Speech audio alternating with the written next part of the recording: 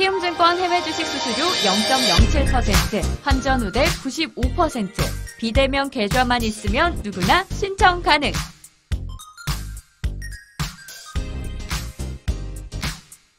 원금 손실 발생 시 투자자 귀속에 유의하세요.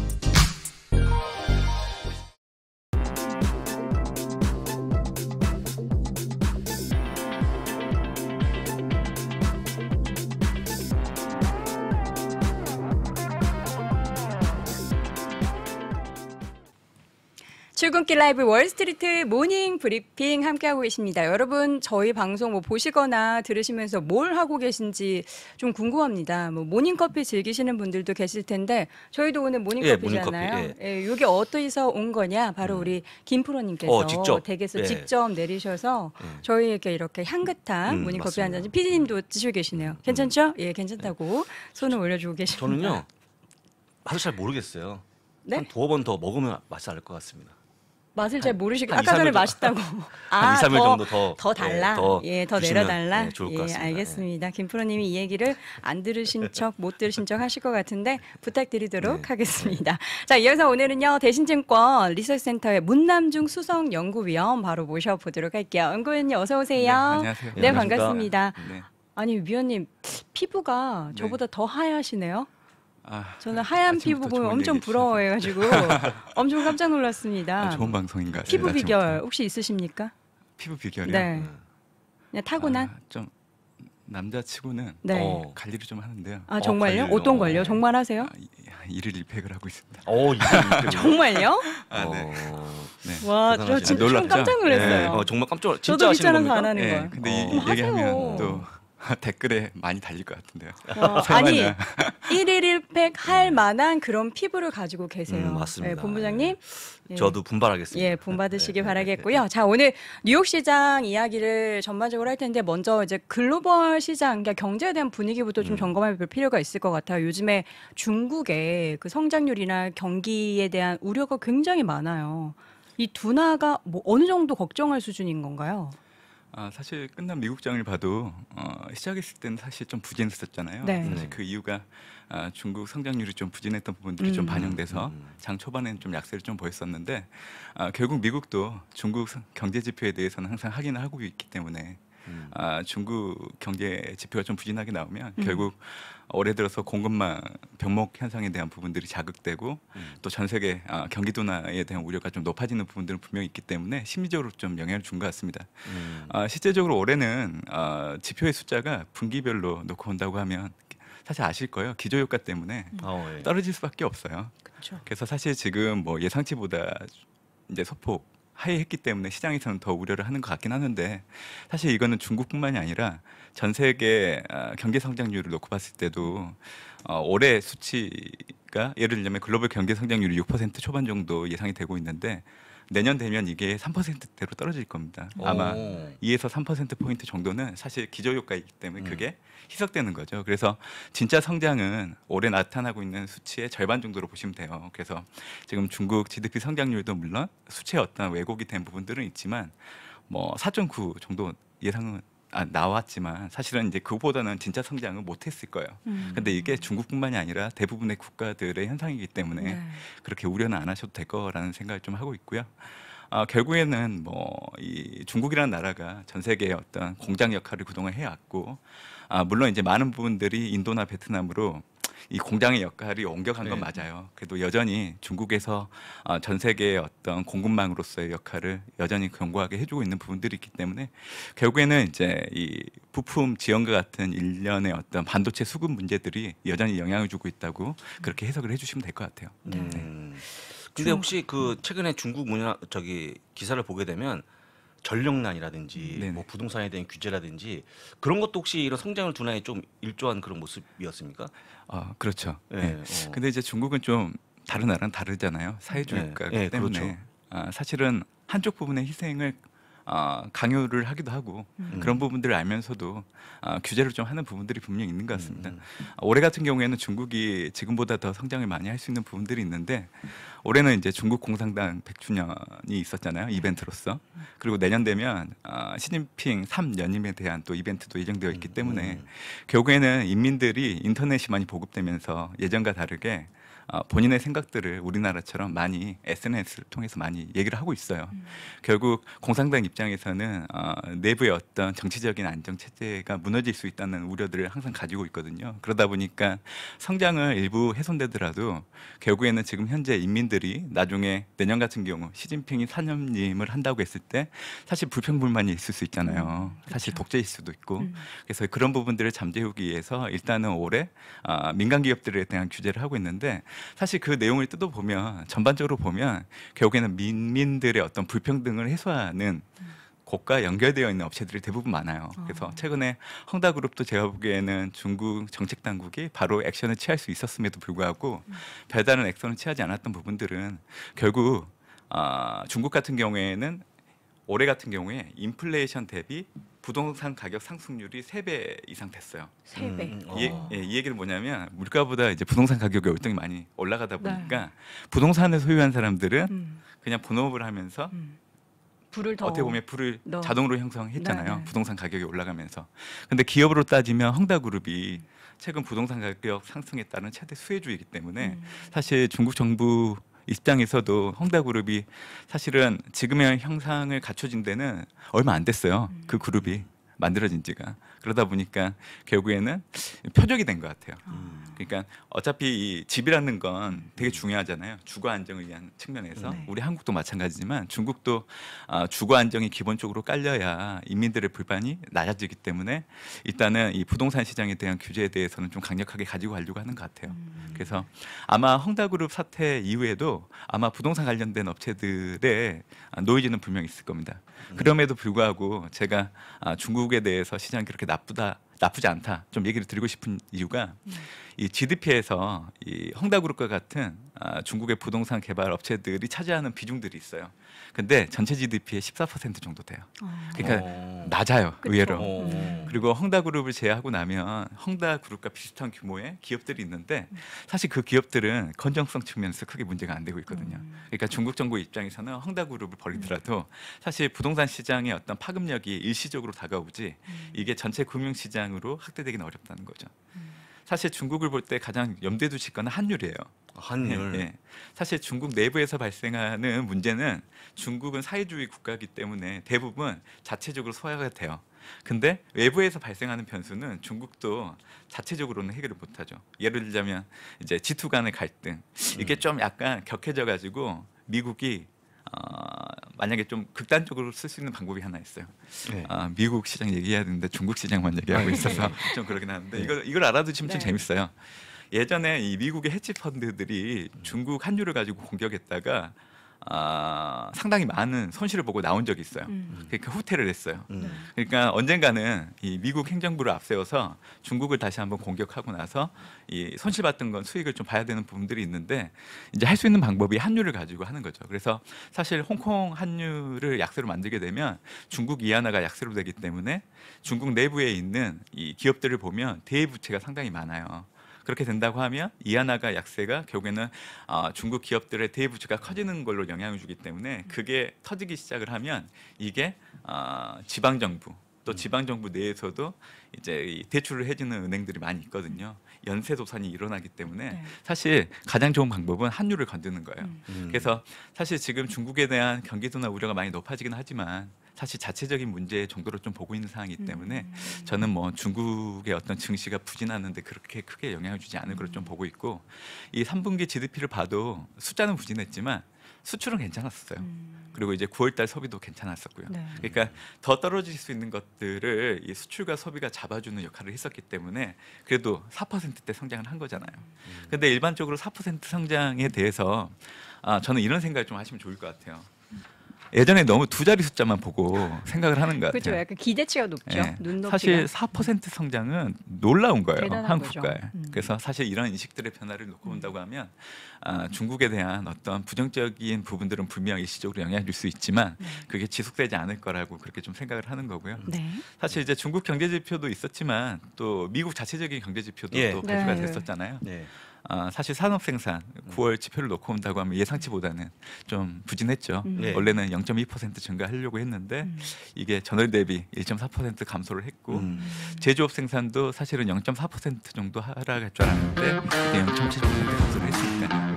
근데 세부 사항을 놓고 본다고 하면 결국에는 자동차 부품이 전년 동월 대비해서 7%대 하락을 했기 때문에 전반적으로 제조업 생산도 부진했던 부분들이 분명히 있어요. 근데 중국도 그렇고 미국 지표를 얘기하다 보면 결국 공급망 얘기를 계속 해야 되는데 사실 이게 올해는 좀 당연히 부정적인 부분들이 좀 좋지만 아마 올해 4분기 그리고 내년 1분기 정도 되면 공급망 문제가 또 시장에서 갑자기 이렇게 거론되지 않을 거예요. 그러니까 자연스럽게. 지금은 좀 문제는 되고 있지만 늦어지면 내년 상반기, 좀 빨라지면 내년 1분기 때까지는 이 공급망 변명 현상이라는 것들이 지금은 물가 금리에도 영향을 주고 있잖아요. 근데 이제 내년 1분기 정도 되면 아마 물가 금리도 우리가 생각이 어려운 숫자들이 나올 거예요. 지금은 미국의 소비자 물가가 7, 8월 수준, 또 최근에 발표된 9월 수준을 보면 전년 동월 대비 5.4% 정도 나오고 있잖아요. 근데 올해 4분기 남아있는 기간 동안 발표되는 소비자 물가는 아마 5.4% 전후에서 크게 변동이 없을 거예요. 이렇게 보는 이유는 지난해 4분기 기저효과 때문에 그래요. 그래서 저는 올해 발표되는 모든 수치를 우리 투자자 여러분들이 너무 심플하고 너무 익숙한 단어라고 해서 기저효과를 좀 배제하고 생각하시는 부분들이 있는데 제가 올해 하반기 때 증시가 별로 안 좋다고 얘기를 할 때 단연코 말씀드렸던 거는 올해 하반기 기저효과 때문에 경기와 이익 지표가 전반적으로 증가율 주차가 낮아지기 때문에 이거를 인지는 하고 있지만 여전히 증시에 부정적으로 작용할 수 있다. 이 얘기를 좀 드렸었는데 실질적으로 지금 증시가 안 좋잖아요. 그래서 이제 그런 연속성상에서 놓고 본다고 하면 일단 올해 4분기 남아있는 기간 동안 발표되는 물가가 그렇게 크게 변동이 안 될 거고 내년 1분기 되면 미국의 소비자 물가가 지금 5%였지만 3%대로 내려갈 거예요. 그렇게 된다고 하면 내년도 1분기의 증시가 물가 때문에 크게 부정적으로 작용할 여지는 없다. 그래서 이 부분은 좀 기억을 해주시면 좋겠다는 생각을 해요. 예. 저희가요 그 공급망 그다음에 또 인력난을 네. 몸소 체험하고 있습니다. 100%가 지금 주말에 PD가 지금 죄송합니다. 네. 아니 어쨌거나 저희가 주말에 저희가 또 라이브를 또 진행할 예정인데 그쵸. 이게 또 인력이 적절치 못해가지고 맞아요. 그러니까 좋은 분들 많은 분들 지구상의 좀 해주세요. 모든 지역에 지금 그렇게 문제가 생기고 있는 네, 거예요. 맞아요. 네. 이게 좋은 이야기들이 이제 뭐 앞으로는 계속 나오겠죠. 좋은 얘기 나옵니다. 기대하도록 네, 하겠습니다. 자, 위원님, 비트코인 선물 ETF가 오늘 밤부터 이제 거래를 시작한다고 하는데 이거 어떻게 보세요? 선물 ETF라고 해서 저는 사실 많은 분들이 현물도 따라가기 변동성이 워낙에 심한데 선물 ETF 이거 좀 위험하진 않을까 이런 걱정이 좀 들긴 하는데 네. 어떻게 봐야 될까요?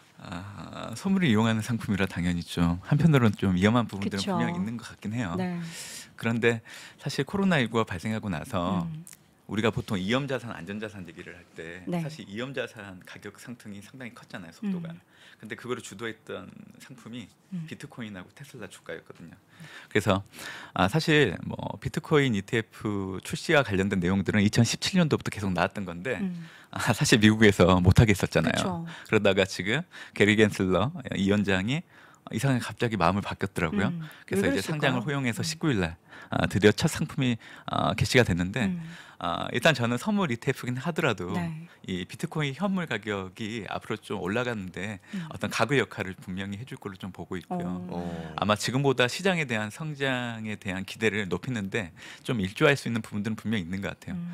사실 비트코인 현물 가격이 높잖아요. 네. 물론 이제 쪼개진 상품들이 있기 때문에 가격이 낮은 부분들도 있지만 네. 사실 ETF로 출시가 된다고 하면 한 주당 거래되는 가격들이 투자자 입장에선 부담이 안 될 거예요. 그쵸. 저는 그게 상당히 중요할 것 같아요.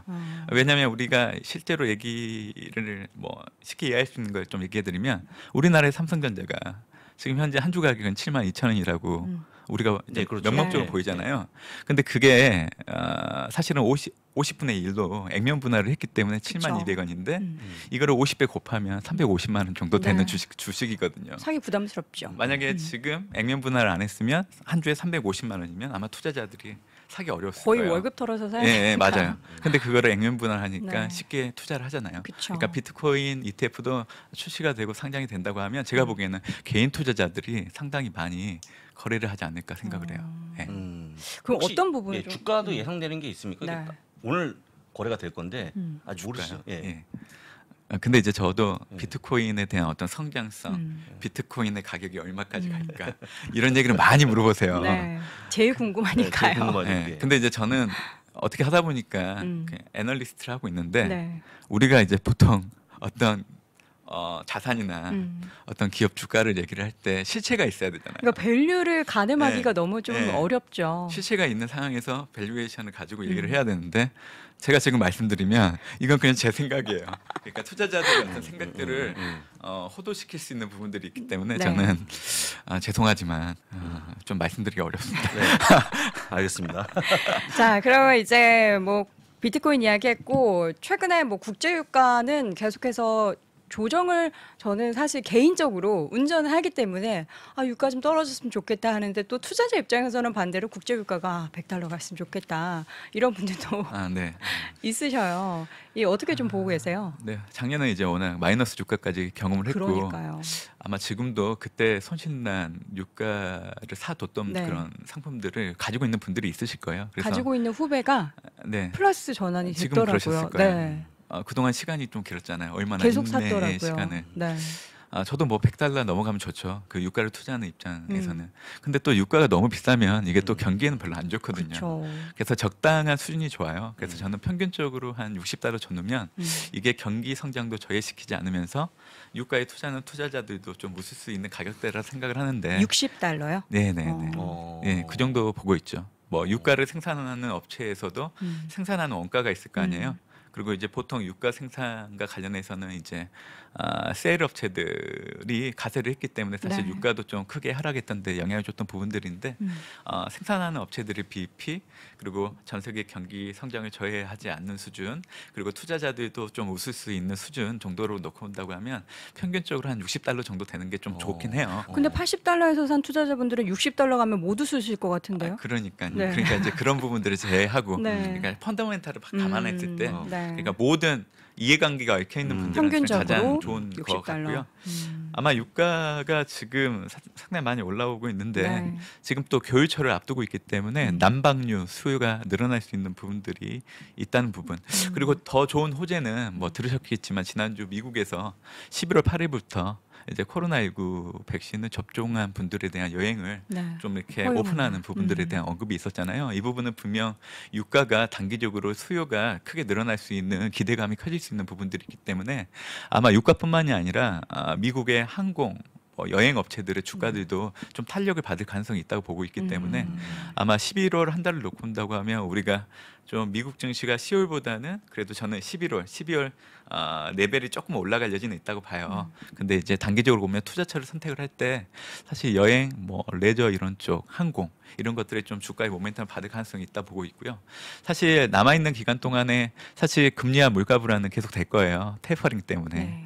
그래서 사실 성장주보다는 가치주에 대한 관심을 높일 필요가 있기 때문에 또 때마침 모멘텀이 생겼잖아요. 그래서 네. 저는 항공이나 여행, 레저를 중심으로 11월 달에 좀 관심 있게 좀 보시면 미국 투자하는 투자자 입장에서는 좋지 않을까 그런 생각도 예. 듭니다. 그러면 네. 푸틴이 엊그저께 네네. $100 갈 수 있다 네. 라고 말씀하신 거에 대해서 네. 어떻게 생각하십니까? 그분 개인적인 생각. 그건 개인적 생각이긴 하죠. 근데 푸틴 대통령 네. 입장에서는 유가가 강세를 보이면 좋아요. 그렇죠. 예, 왜냐하면 러시아 국가 전체적인 산업 구조를 봤을 때 이제 원유를 수출해서 네. 경제의 성장을 뒷받침하는 국가이기 때문에 사실 러시아 입장에서는 유가가 강세를 보이면 보일수록 자국 내의 어떤 경기 회복을 바탕으로 민생 경제가 좀 완연하게 회복될 수 있는 부분들이 있기 때문에 네. 그런 강력한 얘기를 좀 하는 것 같아요.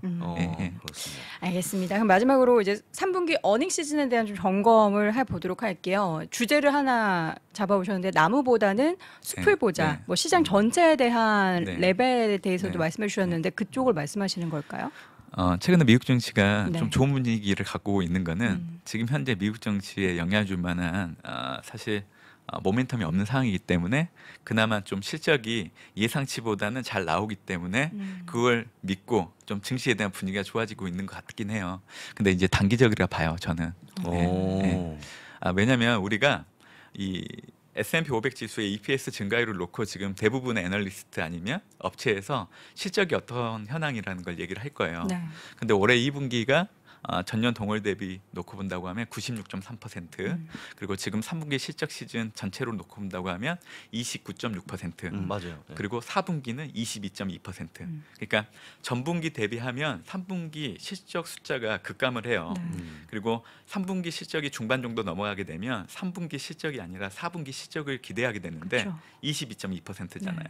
더 떨어져요. 그렇죠. 그리고 내년 1분기는 6%대, 내년 2분기 때는 3%대예요. 확 떨어지네요. 보통 이제 이 어떤 지수나 주가 같은 게 올라가려고 하면 이익이 뒷받침되어야 되는데 지금 분기별로 놓고 본다고 하면 슬로우하게 계속 빠지거든요. 네. 그래서 사실은 이 실적만 놓고 본다고 하면 지금의 분위기가 계속 갈 수 없다는 거죠.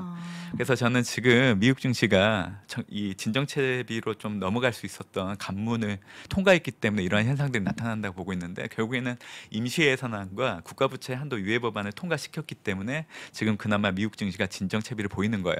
만약에 그 두 가지 법안이 아직도 통과 안 됐으면 지금 미국 증시는 훨씬 더 많이 하락을 했을 거예요. 근데 이제 지금 10월 말에 미국은 두 가지 인프라 투자 법안을 앞두고 있잖아요. 네.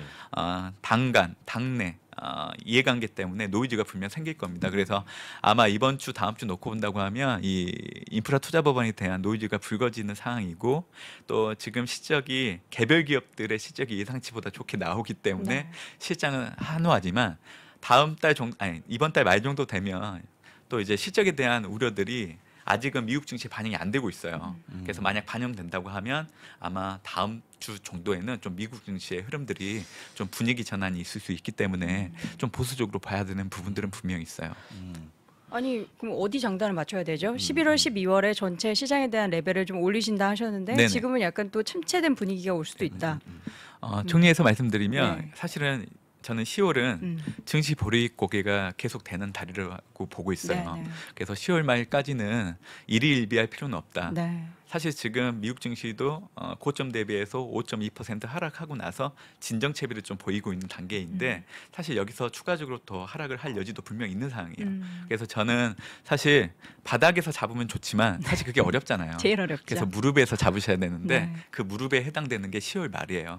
그래서 저는 10월 말 이전까지는 불확실성이 여전히 있기 때문에 일단은 액션을 취할 필요는 없고 10월 말 두 가지 인프라 투자 법안 중에 저는 하나는 통과될 것 같아요. 네. 1조 달러 물리적 인프라는. 그러면 아마 미국 증시가 본격적으로 반등하는 기미를 보일 겁니다.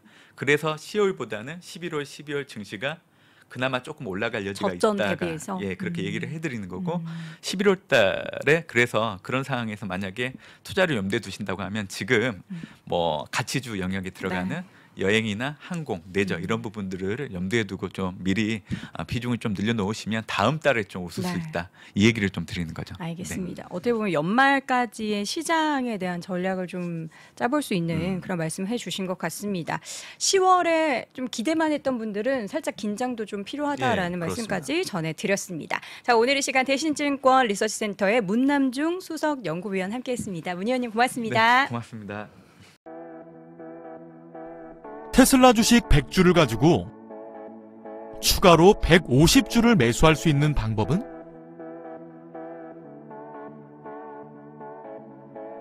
애플 주식 보유 중에 급히 자금은 필요한데 주식 처분은 싫다면 방법은? 전 세계 ETF를 레버리지 효과 일으켜 투자할 수 있는 방법은? 이러한 고민들 글로벌 스탁론과 함께 해결할 수 있습니다.